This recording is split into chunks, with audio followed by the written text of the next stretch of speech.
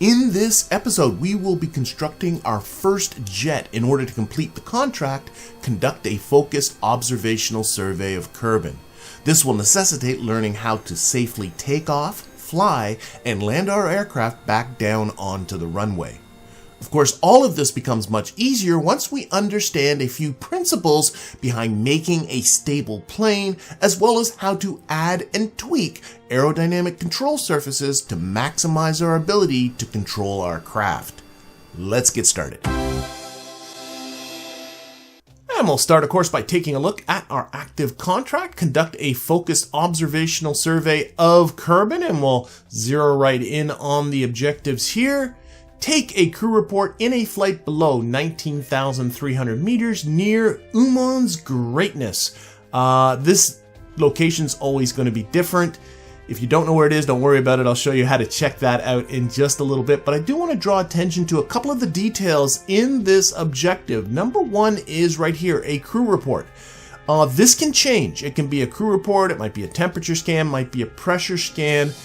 But do make sure you're aware that you do have to do something when you get to this location, and make sure that you build a vehicle that is capable of doing it. If it's asking you to do a temperature scan and you forgot to put a thermometer on it, guess what? You're not going to complete the contract with that vehicle. So always make sure to check that out. Also, pay careful attention to this word below. Below 19,300 meters. Now, you can actually be as much below as you want. You don't have to get close to that. In fact, the plane that we're going to build is going to get nowhere near this altitude. You do have to be in flight, so you can't just be sitting on the ground below that. But any distance below this altitude is absolutely fine. But the reason why I'm drawing attention to it is because if I go over to the available, I have another contract here that says conduct a focused observational survey of Kerbin. On the surface, it looks exactly the same, but if I click on it and take a look at its objectives, notice the word above 17,300 meters.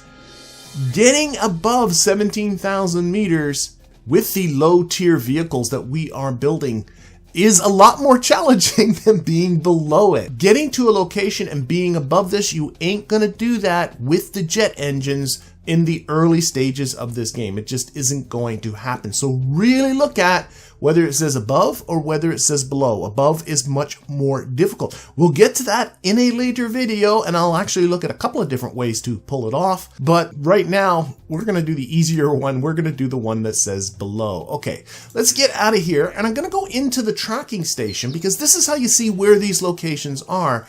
Here's the tracking station. It's showing Kerbin. Actually, you can look at anything you want in the tracking station. And here you can see there are actually two waypoints. This one here, there's waypoints indicating the Kerbal Space Center and the island airfield. We won't worry about those. But here's the location, Uman's Greatness. Remember, that was the location in our active contract. So this is where we need to go, and you can see it is hard. This is where the KSC is. We hardly have to go anywhere. That's great. The early ones actually tend to do that.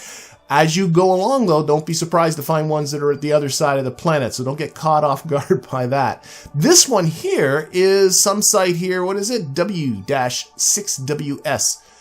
That is the site for the other contract that I didn't select. It shows you the waypoints whether you've selected the contract or not, which is great because you can take a look at where these things are before you decide whether you're going to accept it or not, so that you can make an informed decision whether you want to take on that contract or not. Anyway, we're going to get started building our vehicle very, very soon, but I want to take one last stop in the Research and Development Center.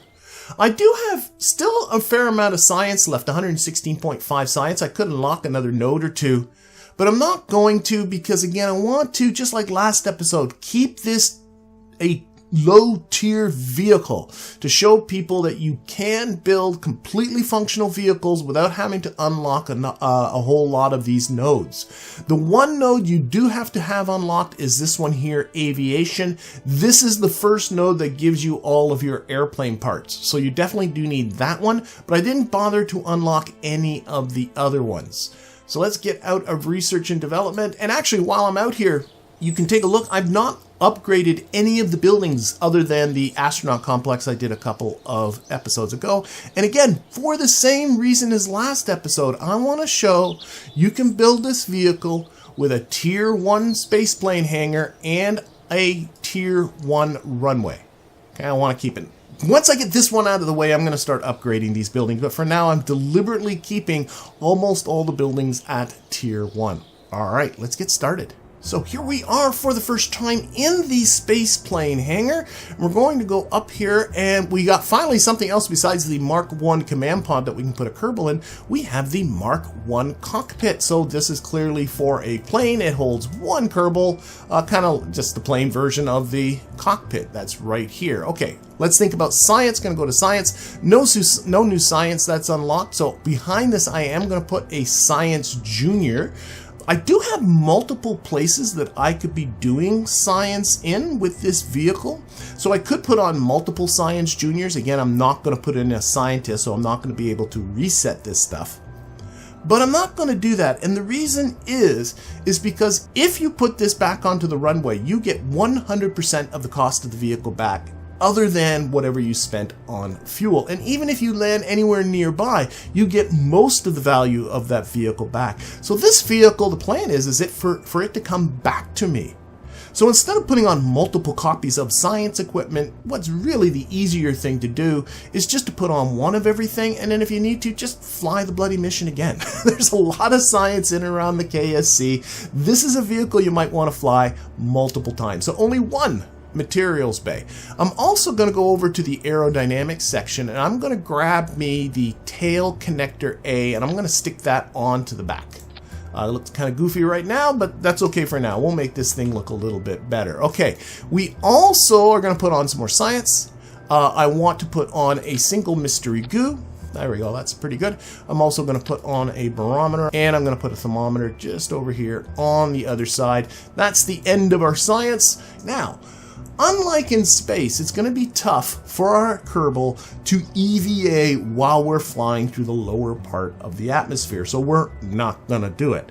So we're not going to be able to, while we're in the middle of the mission, EVA and collect this science. So I'm going to want to transmit it. So for the first time, I'm going to use one of our communication antennas. So I'm going to go over to our communication tab, and we have 3 antennas unlocked. These are our tier 1 antennas.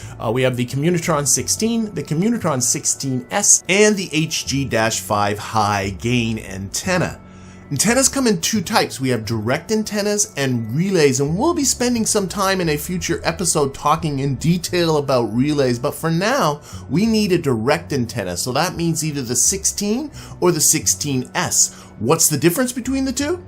Well, the 16, in order for you to transmit it, it needs to be deployed. You need to extend that antenna. And when it's in this extended position, it's very fragile. If you are flying through the lower part of the atmosphere, it will almost for sure snap off. So for that reason, we're going to use the far more durable 16S antenna.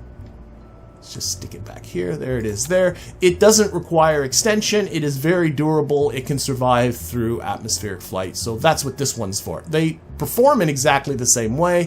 The 16S is a little bit heavier. That's about the only difference. When you transmit, though, you are going to be using up electricity. And underneath the electrical tab, I now have some batteries. The Z-100 rechargeable battery bank. I'm going to stick on a couple of them. Now, I'm going to press X to toggle the symmetry, but I do want to draw attention to the difference in the symmetry symbol down here. The symmetry only goes between 1 and 2, and we're in what's called mirror symmetry. Notice that the other battery is not on the other side, like opposite to this battery. It's on the other side of the mirror line for this vessel, which is really handy for building planes. That's why it's the default mode in the space plane hangar. You can change it still to the other mode, which by the way is called radial mode, by pressing the R key. Notice how that changes the symbol now. And now if I grab this, they're on opposite sides of each other like this. And this, by the way, you can go to your traditional 3, 4, 5, all that kind of stuff, 6. Okay, I want mirror symmetry, so I'm going to push R again, and I just want the two-way symmetry. That's pretty good. We'll put it like that. We might need to move them in a little bit. So anyway, there we go. We got something that's functional as far as collecting science. It sure as heck isn't going to get anywhere. So we're going to take a look at our engines. So we're going to go to engines, and I have a new engine here. I have the J-20 Juno basic jet engine. This is the first jet engine that you unlock. Let's take a closer look because it is a little bit different from the other types of engines that we've looked at so far. If I right click and go down here to where it says propellants, this is what you need to make the engine go. You need intake air. Intake air is air that you pull in from the atmosphere, but we do have to make sure that our vessel is capable of bringing in that air. We'll talk about that in a little bit.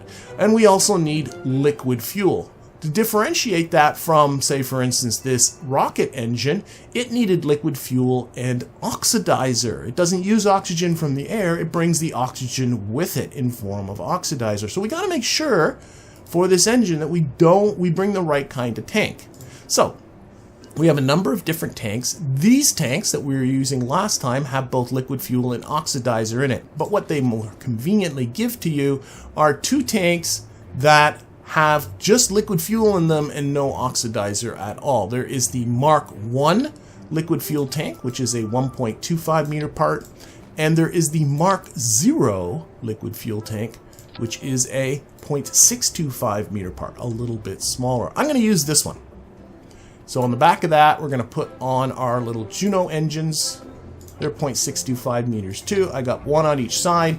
There we go. That's a nice little engine. I want a little bit more fuel, so I'm going to grab another Mark 0 liquid fuel engine. I'm going to put it there at the front, so we have it like that. This thing still isn't capable of bringing in the air from the outside. We need to get that oxygen out of the atmosphere, so we're going to go back to aerodynamics. And what we have here is a small circular intake. And we're going to put that right there on the front. So now we actually have engines that will work. Okay, we got the liquid fuel, we got our air intake. These engines are going to work fine. I'm going to use the move tool. I'm going to grab these engines and I'm going to just slide them back towards the back here like that. Make it a little bit. Okay, so now we got something that at least has propulsion. Still ain't gonna fly. We need wings. So sticking with the aerodynamic tab, we have a number of different options when it comes to wings. We do have these swept wings, which are actually really popular, and they will work. These swept wings, they're kind of big for this craft, but you can make them work. We also have these structural wing type C's, like that.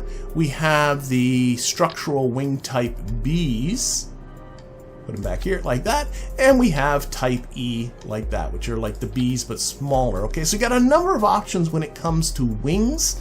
The structural wing type B is lighter than the swept wing, so I'm actually going to use structural wing type B's. If you want to, try the swept wings if you like. This is kind of a personal preference, really, more than anything else. They're still, I think, kind of big looking, so I'm going to take the move tool, I'm going to click on them, and I'm just going to slide them. Whoops, let's take off the snap. I'm just going to slide them in like that.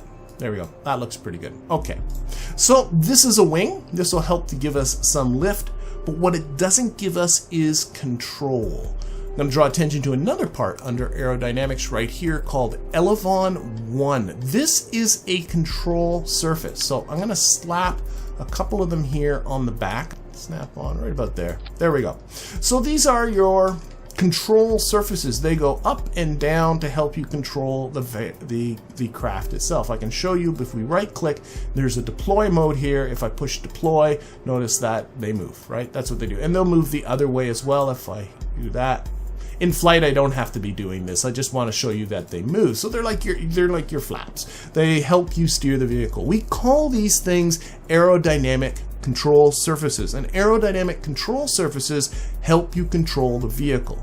These wings require aerodynamic control surfaces for you to have control. So don't forget to put those on there. We also have, we got to build some sort of a tail. This guy here, this is the only tail fin we got. It's just called a tail fin. You get other ones later. I'm going to stick one of these at the back, just one. Put it up at the top here for a tail. The tail fin has a control surface built right into it. See, I can click on this and we can hit deploy again, and it can turn just all on its own. So I don't have to put elevons onto this. It's its own elevon, which is great. What I want to do now is think about stability, just like we do with rockets. We're going to put on the center of mass overlay and the aerodynamic overlay. This aerodynamic overlay really is more now about lift, rather than it is about drag. Now with a rocket, remember we wanted this blue ball to be quite a ways behind the center of mass ball. But with planes, you actually want it far closer. You still want it a little bit behind. That gives you a more stable plane, but really just behind. In fact, you really want the blue ball inside the black and yellow ball. Now we still unfortunately have one more set of control surfaces we have to put on here. We're going to grab the tail fins. We're going to put on two-way symmetry. And at the back here, I'm going to just stick... We're going to put on complete this sort of tail. You're used to this look, I'm sure, from planes. These are called elevators. Again, these are control surfaces. They can deploy. See, just like that. And these are here, well, we'll talk about what they're for, but we do need them to enhance our control. But notice what that did to my center of lift. It pulled it all way back. It's way too far back from the center of mass. This plane, as it is now, is just going to want to nosedive into the ground. I don't want that. I want a plane that's reasonably balanced. So I would like this to be a lot closer. One option is to grab the move tool, grab these wings, and just slide them forward. See how that will bring it forward, and I could actually grab them and bring it even more forward than that. That's getting closer to what I want, but the problem is I'm getting in the way of the hatch, and I would like my kerbals to be able to get in and out. So I don't really like that, so I'm going to hit Control Z and move them back to where they are. Notice the lift does a funky thing there. I've got to reset that again. So instead of putting these tail fins at the back, we're going to put them, whoops, still on the move tool, we're going to put them at the front right here.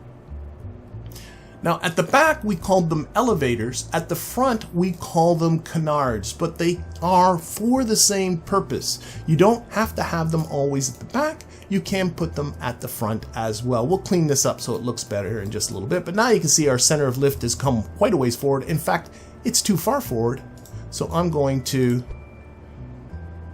take off the snap here and use the move tool to slide them back. That's the kind of thing you want to see, with the blue ball inside the orange and black ball. Be a little bit careful because, as always, as the fuel drains, this center of mass will move around.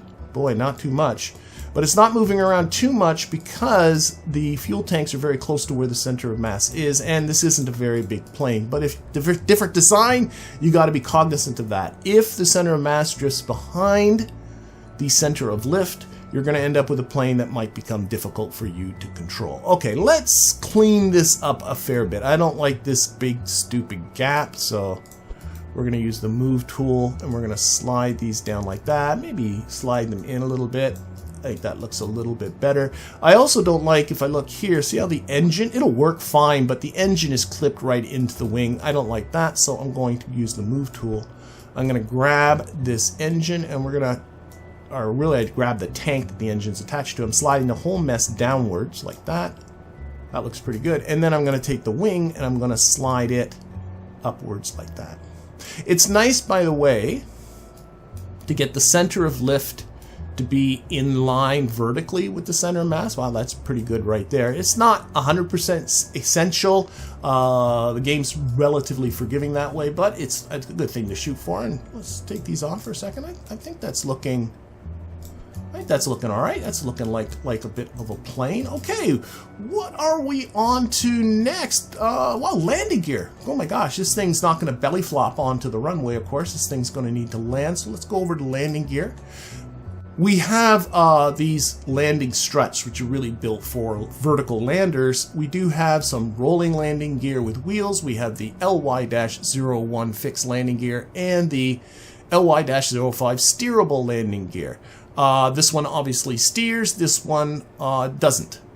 Typically you build sort of a tripod type of situation. I'm going to put just one of these at the front. Some people like putting them at the back. And then I'm going to grab the fixed landing gear. Now, when you place the fixed landing gear, you want them to be a little bit behind the center of mass. If they're a little bit ahead of the center of mass, this thing won't sit on the runway and the back end will drop to the ground. We don't want that. It's not a good look. But if you put them too far back, like if you put them like way back over here or something, this thing will have a difficulty lifting its nose off of the runway so that it can take off, because it's going to need to pivot on these rear wheels. So a little bit behind, put two-way symmetry on, a little bit behind the center mass, right around there looks good. We always take a look to make sure they're straight. It's easy for them not to be. But that's looking okay. I might take this one and just, it's not as critical, but I'm going to just sort of slide it forward like that. Another thing, let's take the center mass off now to be aware of, is when this thing is sitting on the runway, it's nice to have it pitching up just slightly. Level is fine as well, but you don't want it pitching down. If it's pitching down on the runway, then the air is actually pushing down on the wings as you're driving along the runway, and you're going to have more difficulty taking off. So we're going to move this right down to the surface here, and just look for which set of wheels clip into the ground first. So I can see that front wheel's clipping, and then the back wheel's clipping quite a bit later. So this thing will definitely be pointing up on the runway, but we can actually do quite a lot better. We can move these down quite a lot. Let's see what that's going to be like. There's the front one. Let's get the front one just to begin. Now, whoops. Now the back ones are clipping a little bit too much into the bottom, so I'm going to slide them up a little bit like that. Yeah, we'll try it with this. Okay. Grab that, and then we'll bring her up to here. That we'll test this in just a little bit, see if it's sitting on the runway okay. It's nice to get as much clearance under here as you can, because sometimes when you pitch up, it's easy to hit your back end on the runway. That's something to be careful about. I think this is going to be okay. I'm going to grab these wheels. They're a little bit too spread out, I think. I'm going to just for looks, big deal. I'm going to tuck them in a little bit more like that. Alright, this is looking pretty good, I think. So, let's see. We got some final tweaks that we need to do. We need to take a look at these control surfaces. So, if I right-click on any of them here, so let's take a look at this tail fin. Notice that below we got some buttons here that say pitch, yaw, and roll. Pitch, yaw, and roll are the three different directions that you can basically steer when you're going through three-dimensional space. Pitch is up and down, roll is around the central axis, yaw is left and right. These different control surfaces are designed for different attitude adjustments. These ones at the front are for pitch. They're the ones that are going to control the pitch of our plane. That's going to either pull it up or push it down. And that would be the same, by the way, if they're at the back as well. Also, myself personally, this authority limiter, it sets what's the maximum deflection that these things can do. Right now, the maximum deflection is 25 degrees, but I find that pretty extreme. So I'm going to turn it down to about 8, and I may tweak it later.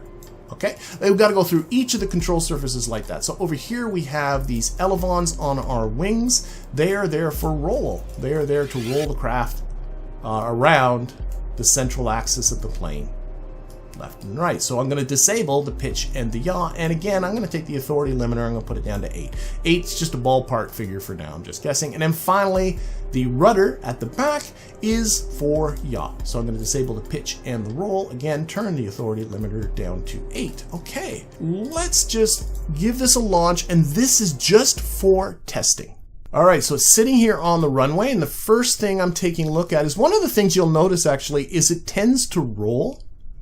So I'm going to put on the brakes. You can go up here and just click that to toggle on the brakes. The reason it rolls to the center of the runway, it's kind of a funny thing. The runway is perfectly flat, but the ground, of course, is curved, right? Because Kerbin is a curved surface, and that little bit of a difference in curvature creates the gravity is actually stronger at the center of the runway because it's a little bit into the ground. I find that actually rather hysterical, but that's why it rolls. So you always have to put on the brakes to prevent it from rolling. Now I'm looking at how it's sitting here, especially at the nav ball, and I'm noticing it's a little bit pitched down.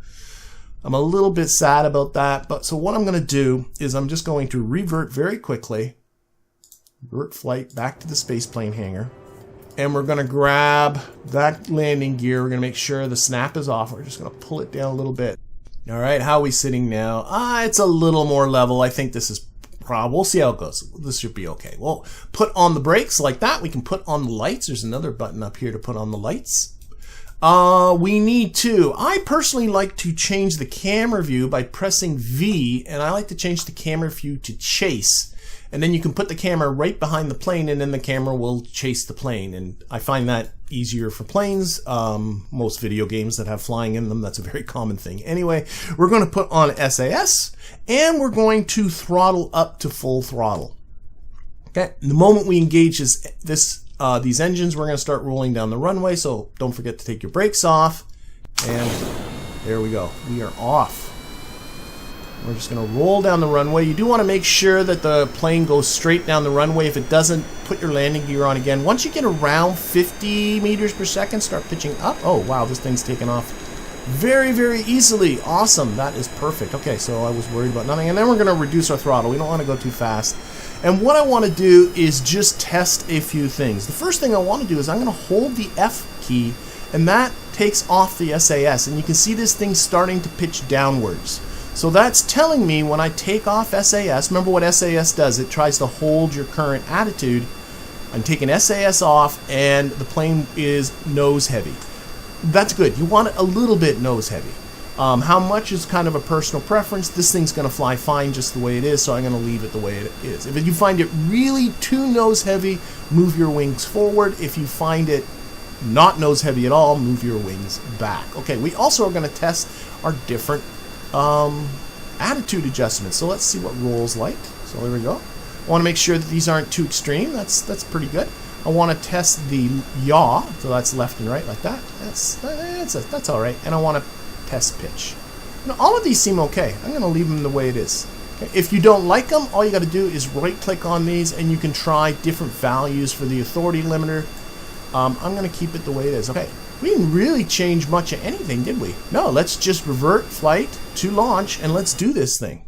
Now, don't forget that when we recover this thing, we're going to get almost all of our costs back. So this vehicle is pretty much free to use. So reuse it and drive around all the different buildings that are around the KSC for very easy science. In fact, if you want to, just take off all the aerodynamic surfaces and drive it around like a car. But we are going to take some time to collect science here on the runway, all except for the materials bay, which I'm going to save for when we're flying, because that is actually going to be a little bit more science there. And Valentina is going to go out and collect herself an EVA report. But then she's going to return to the cockpit here, store that experiment. That allows her to do another EVA report. And I'm going to show you something. I'll admit, this is a little bit cheap.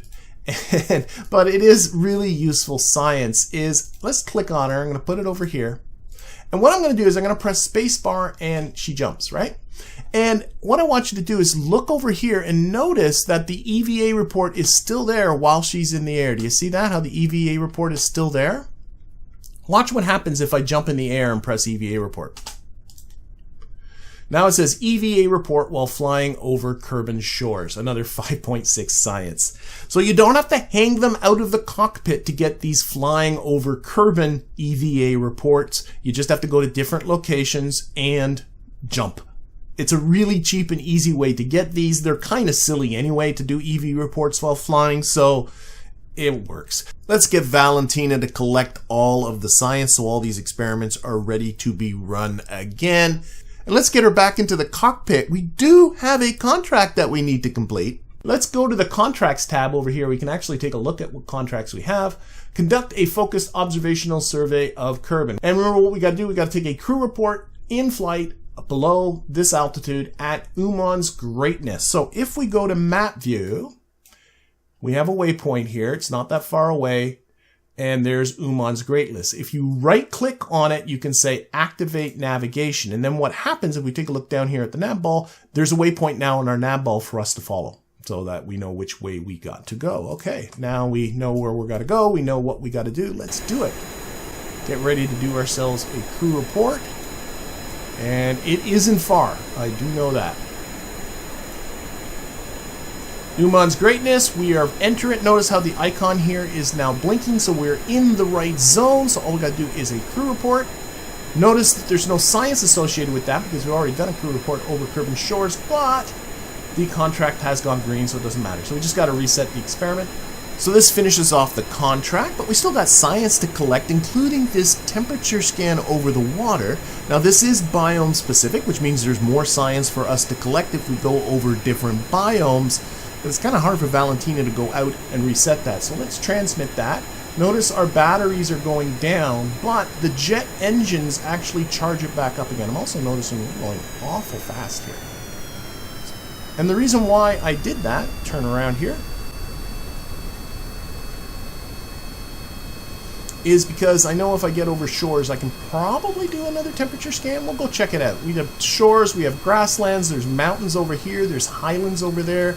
You can decide how far it is you want to go. This plane can definitely reach all of those different places.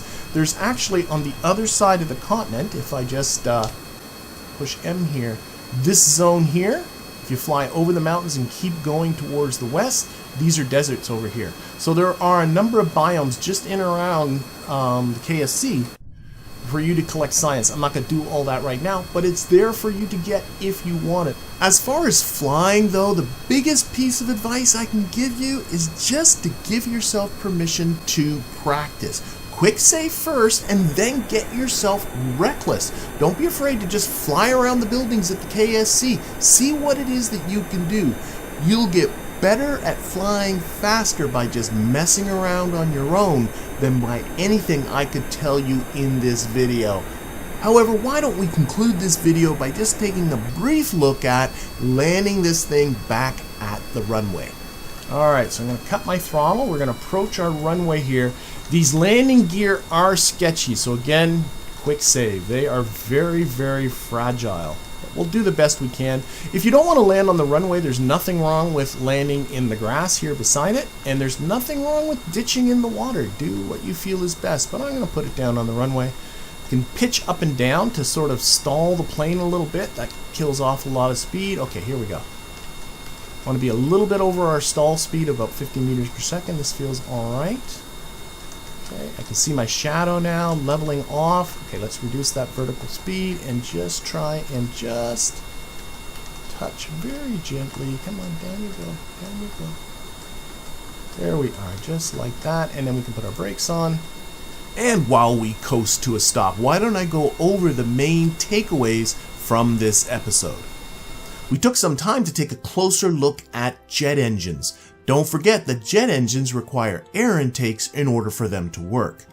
We then got into building our plane. The two main ideas to remember were the placement and tweaking of your aerodynamic control surfaces and the creating of a stable plane by positioning the center of lift just behind the center of mass.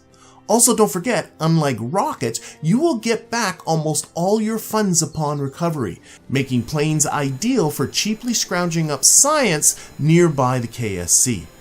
And with that, I'll be drawing this episode to a close. I hope you found it useful, and I look forward to seeing you for the next one.